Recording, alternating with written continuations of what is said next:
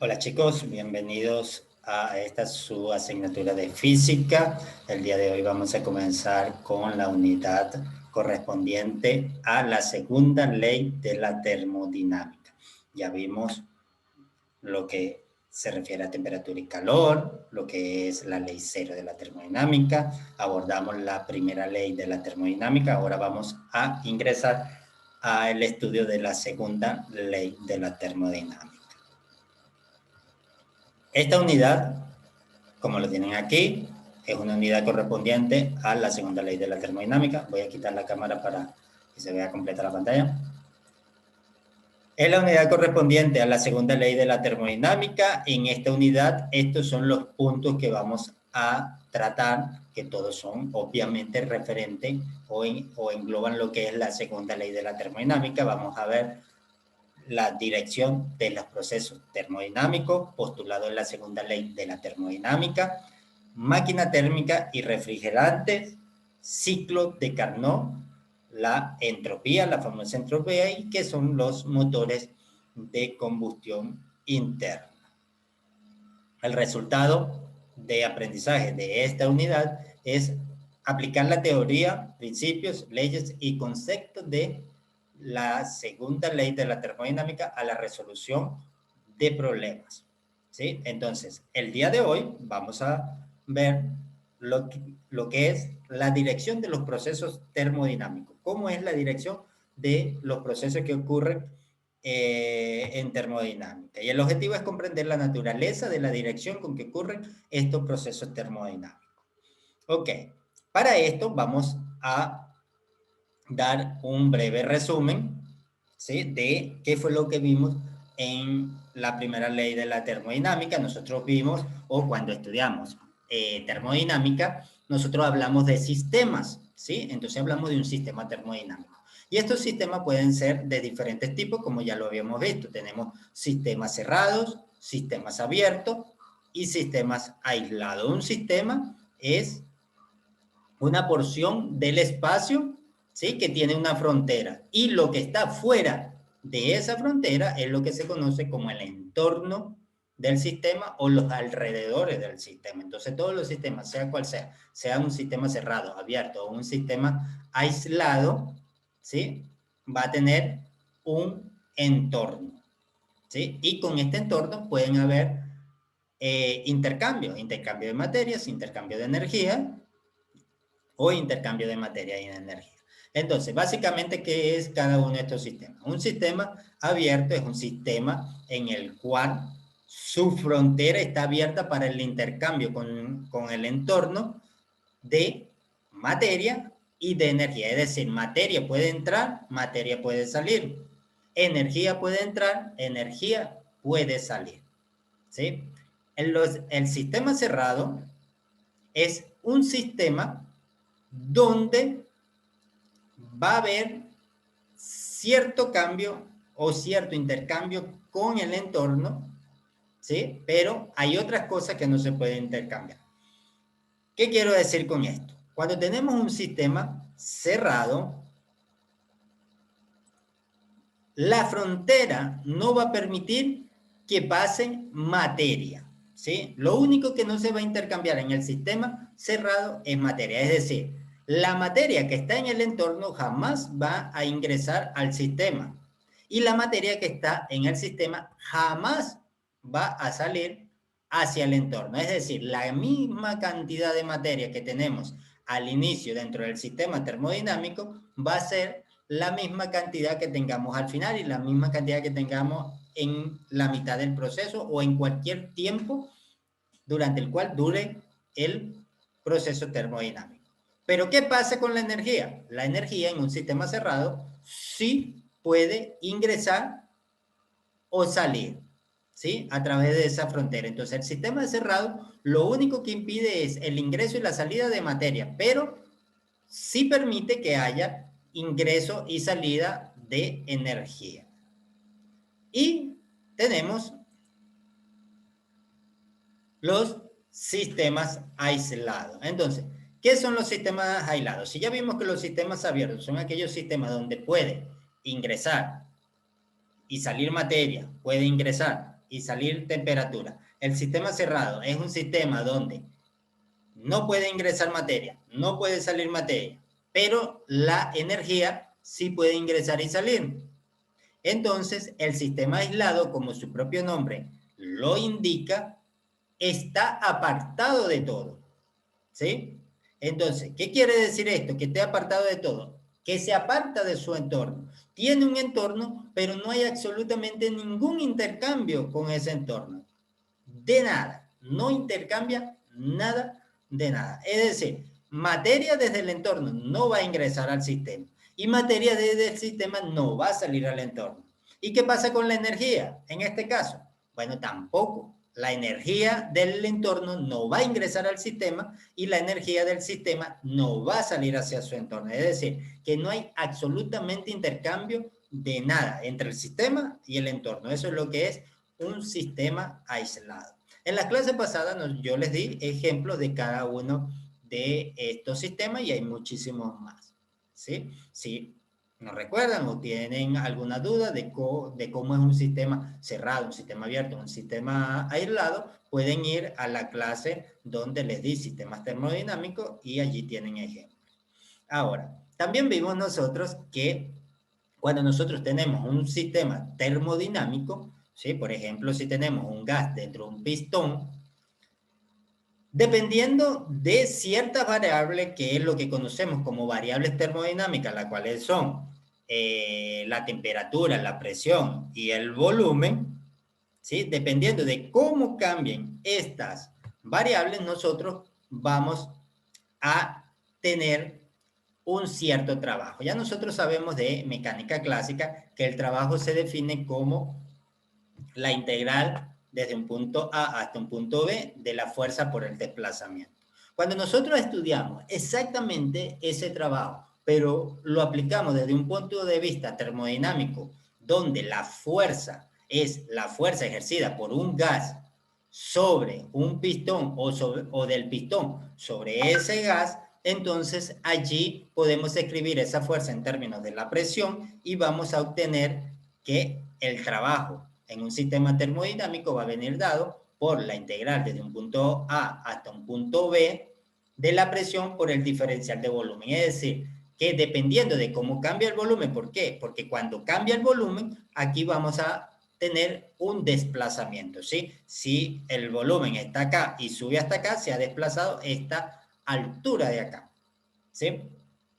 Entonces, cuando tenemos ese desplazamiento que es producido por la fuerza que el gas ejerce sobre el pistón o el pistón sobre el gas, sea que se esté comprimiendo o que se esté expandiendo, entonces podemos escribir el trabajo en términos de la presión y del volumen. ¿Por qué? Porque hay un desplazamiento. Y siempre, al haber un desplazamiento causado por una fuerza aplicada, quiere decir que existe un trabajo. Entonces, como este trabajo es causado por variables termodinámicas, ¿sí? Donde hay influencia térmica, ¿sí? Donde va a haber energía calórica, donde va a haber cambios de temperatura y esto va a producir cambios en la presión y en los volumen, entonces nosotros definimos lo que es un trabajo termodinámico, ¿sí? Entonces, cuando tenemos estos sistemas termodinámicos, se van a producir procesos. El proceso es simplemente la variación que va a tener un sistema dependiendo de cómo varíen sus variables. Entonces, nosotros podemos básicamente tener varios procesos termodinámicos. Un proceso llamado isocórico, que es cuando el volumen es constante, ¿sí? Un proceso isotérmico, ¿sí? Iso quiere decir igual.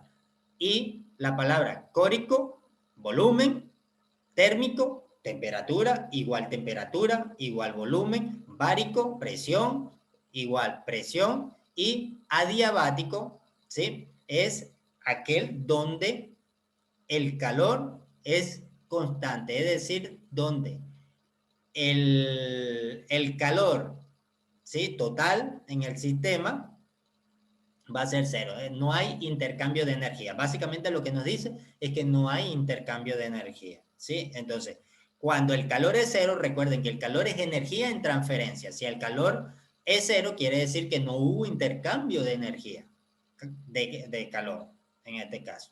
¿Sí? Entonces tenemos como proceso termodinámico estos 4 procesos que son isocórico, que es el proceso a volumen constante, isotérmico, el proceso a temperatura constante, isobárico, el proceso a presión constante, y un proceso adiabático, que es un proceso a calor constante, es decir, no hay intercambio de calor. Y estos procesos generan un cierto resultado que si nosotros lo conocemos, ¿sí? No conocerlo de memoria por conocerlo de memoria, sino que si nosotros entendemos qué es cada uno de estos procesos, podemos llegar rápidamente a una conclusión de acuerdo a la primera ley de la termodinámica. Es decir, en un proceso isotérmico donde la temperatura es constante, la primera ley, el resultado va a ser que el cambio en la energía interna es igual a cero, y la primera ley de la termodinámica nos indica que el calor, ¿sí?, va a ser igual al trabajo. En un proceso isobárico, donde la presión es constante, el trabajo, si la presión es constante, sale la presión de la integral y nos va a quedar la integral nada más del diferencial del volumen, donde eso me da el cambio en el volumen. Entonces, si el proceso isobárico, la presión es constante, el trabajo es igual a la presión por el cambio en el volumen que medimos directamente. Y la primera ley de la termodinámica nos dice que el calor va a ser igual al cambio en la energía interna más la presión por el cambio en el volumen, que es el trabajo. Cuando tenemos un proceso isométrico, que es lo mismo que el proceso isocórico, ¿sí? Isométrico, isocórico, quiere decir exactamente lo mismo. Es un proceso a volumen constante. Si el volumen es constante, no hay ningún desplazamiento, ¿sí? Si no hay ningún desplazamiento, el trabajo es cero. Y la primera ley de la termodinámica nos resulta que el cambio en la energía interna es igual al calor transferido. Y cuando el proceso es adiabático, ¿sí? El calor es cero, no hay transferencia de calor, y la primera ley de la termodinámica nos dice que el cambio en la energía interna va a ser igual a menos el trabajo producido sobre el sistema. ¿Sí? Entonces estos son los procesos termodinámicos y los resultados que tenemos de acuerdo a la primera ley de Newton, o cómo nos queda la primera ley de la termodinámica, perdón, para cada uno de estos procesos.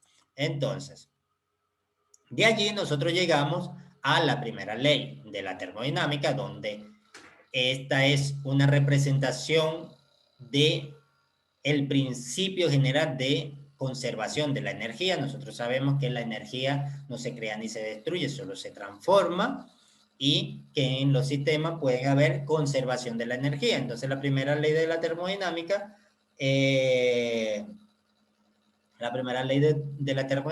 nos indica el principio de la conservación de la energía en sistemas térmicos. ¿Y qué nos dice ese principio de conservación de la energía? Que el cambio en la energía interna del sistema va a ser igual al trabajo, al trabajo producido sobre el sistema más el calor que hay en el sistema. Entonces, el calor puede entrar y puede salir. O puede salir. El trabajo, ¿sí?, puede ser de compresión o puede ser de expansión. Entonces, dependiendo de cómo sea el calor, si entra o si sale, nosotros asignamos los signos. Normalmente el calor que entra es el positivo, el que sale es negativo, el trabajo de expansión es negativo y el trabajo de compresión es positivo. Ok, hasta aquí vemos una ley muy importante, que es la primera ley de la termodinámica, que nos indica el principio de conservación de la energía. Una ley súper importante. Y la tenemos en forma de ecuación escrita acá. El cambio de la energía interna del sistema va a ser igual al calor más el trabajo. Pero a pesar de que esta es una ley muy importante, esta es una ley que todavía le falta un complemento, ¿sí? No es una ley que nos dé toda la información que hay en el sistema. ¿Por qué? Porque esta ley no nos dice para nada en qué dirección se están dando los procesos termodinámicos, ¿sí? En qué dirección se dan estos procesos, ¿sí? Porque aquí tenemos calor que entra o calor que sale, pero esa no es la dirección del proceso en sí. Tenemos trabajo de compresión, trabajo de expansión, pero allí no nos está diciendo exactamente cómo es la dirección del proceso termodinámico. Entonces, según esta ecuación, ¿sí? Esta ecuación puede cumplirse aun cuando se viole la naturaleza, ¿sí? Lo que ocurre normalmente en la naturaleza. La naturaleza tiene una dirección que determina los procesos termodinámicos, una dirección para los procesos termodinámicos. Y aquí en esta ley no puedo saber cuál es la dirección de esos procesos termodinámicos. Entonces, es una ley que es sumamente importante, pero no me da toda la información, ¿sí? Entonces, para entender la dirección de los procesos termodinámicos, nosotros tenemos que entender la naturaleza de lo que está pasando, ¿sí? Y saber que en la naturaleza se presentan procesos que son reversibles y procesos que son irreversibles, ¿sí? ¿Qué quiere decir que un proceso sea reversible? Bueno, un proceso es reversible, ¿sí? Si el sistema se somete a un proceso que regresa a sus condiciones iniciales a lo largo de la misma trayectoria sobre un diagrama de presión-volumen. Es decir, por ejemplo, si nosotros tenemos acá un diagrama que hacemos presión en función del volumen, ¿sí? Si el proceso se da en esta dirección, por decir algo, va a ser reversible si yo puedo ir desde este punto hasta este punto exactamente por la misma línea que he bajado. Si yo me puedo regresar exactamente por el mismo camino, por decirlo de alguna manera, ese proceso es reversible, ¿sí? Pero ¿qué pasa? En la naturaleza, estos procesos no se dan espontáneamente. Es decir, estos procesos reversibles se pueden dar, pero de manera no natural, ¿sí? De una manera natural, estos procesos no se dan. Y un sistema reversible y irreversible, ¿sí? Es un sistema donde no se puede regresar. Es decir, en el sistema reversible yo me puedo devolver por el mismo camino, pero en el sistema irreversible yo no me puedo devolver por el mismo camino para ir desde las condiciones iniciales hasta las condiciones finales y desde las condiciones finales hasta las condiciones iniciales nuevamente por el mismo camino. No, eso no es posible. Entonces, los procesos reversibles son procesos que se dan naturalmente, ¿sí? Entonces, la segunda ley de la termodinámica básicamente nos indica la dirección de los procesos, ¿sí? Ejemplos de la dirección de los procesos termodinámicos. Siempre los procesos termodinámicos, y esto es algo que vimos ya inicialmente en la unidad correspondiente a temperatura y calor, cuando veíamos, por ejemplo, calorimetría, cuando se plantea la calorimetría, básicamente se plantea la dirección de los procesos termodinámicos, porque cuando decíamos que Q frío era igual a menos Q caliente, y siempre decimos que Q caliente es el que cede el calor, ¿sí? El que está a mayor temperatura es el que le cede calor al que está a menor temperatura, eso es lo más natural, ¿sí? Eso es lo que pasa en la naturaleza. La dirección del proceso termodinámico siempre se da desde el sistema con mayor temperatura hacia el sistema de menor temperatura. Jamás se va a dar de forma natural un proceso donde el sistema que tiene menor temperatura le ceda calor al sistema que tiene mayor temperatura. Eso jamás de manera natural va a pasar, ¿sí? Lo normal es que la dirección de los procesos termodinámicos siempre se da desde el sistema que está a mayor temperatura hacia el sistema que está a menor temperatura. Ejemplos. Por ejemplo, cuando tenemos dos objetos a diferente temperatura, si se colocan en contacto térmico, la transferencia neta de calor o la transferencia de energía neta por calor siempre es del objeto más caliente al objeto más frío. Esa es la dirección de los procesos termodinámicos. Nunca del más frío al más caliente, ¿sí?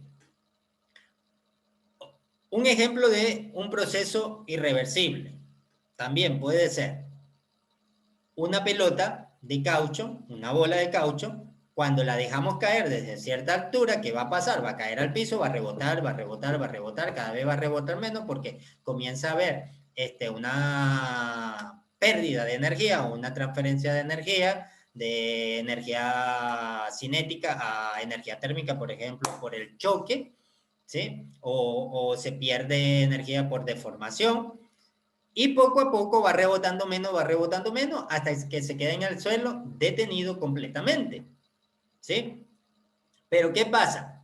Si yo tomo una pelota de goma, una bola de caucho, la dejo quieta en el suelo, esa pelota por sí sola jamás va a comenzar a rebotar. Es decir, una que está inicialmente rebotando va eventualmente a llegar hasta el reposo, pero una que está en el reposo nunca va a llegar a rebotar por sí sola, al menos que tenga una excitación externa para hacerla rebotar. Pero, naturalmente, una pelota en reposo no va a comenzar a rebotar.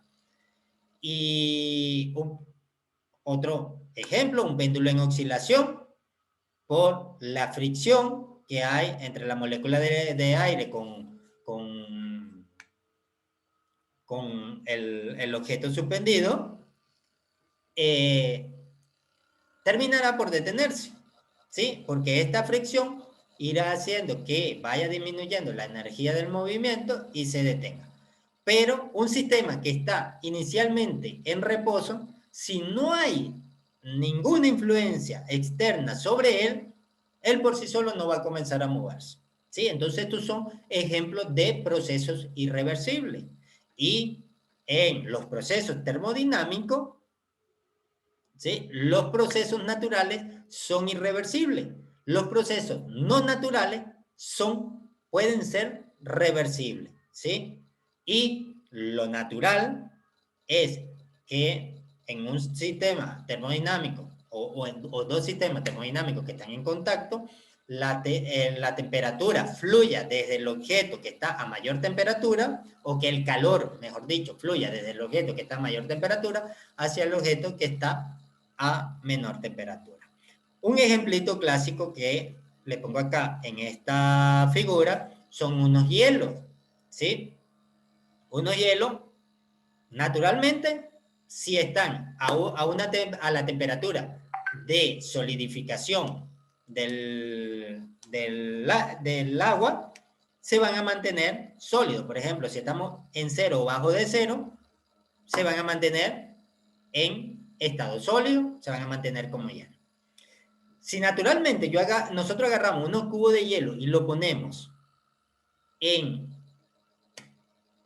un ambiente donde la temperatura sea mayor a la temperatura de congelación o de solidificación, ¿qué va a pasar?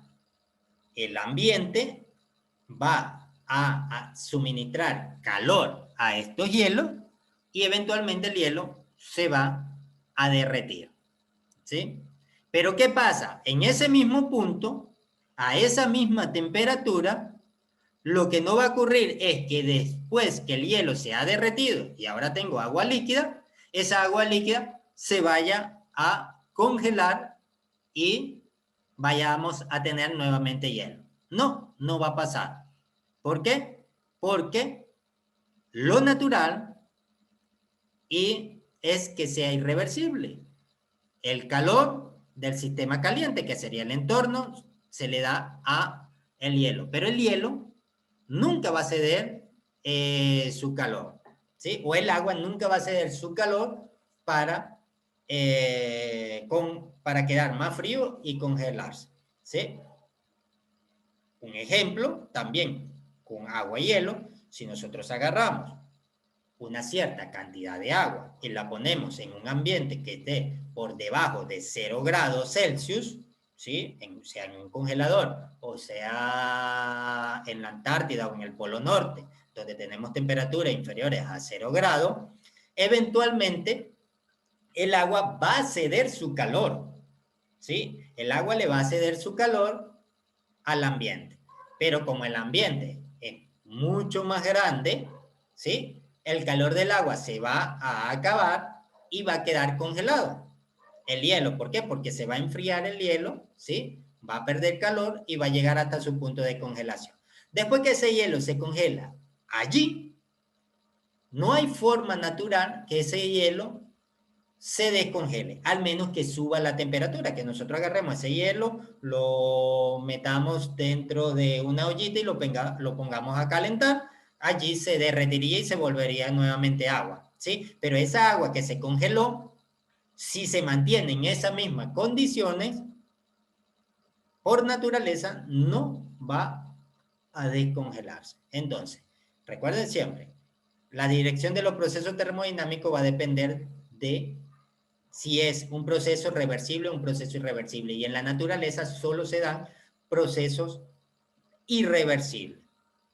Y termodinámicamente lo que tenemos es que la dirección del proceso termodinámico siempre es desde el objeto que tiene mayor temperatura hacia el objeto que tiene menor temperatura. Bueno, chicos, espero que esto les haya quedado claro. No les hago un video más largo para no atosigarlo con tanto contenido. Espero que este video no haya salido tan largo. Si tienen alguna duda, pueden contactarme, ¿sí? Pueden agendar una tutoría y yo con mucho gusto le aclaro cualquier duda que ustedes tengan. Bueno, chicos, me despido de ustedes, deseándoles un buen inicio de unidad. Nos vemos en la próxima clase. Chao, chao.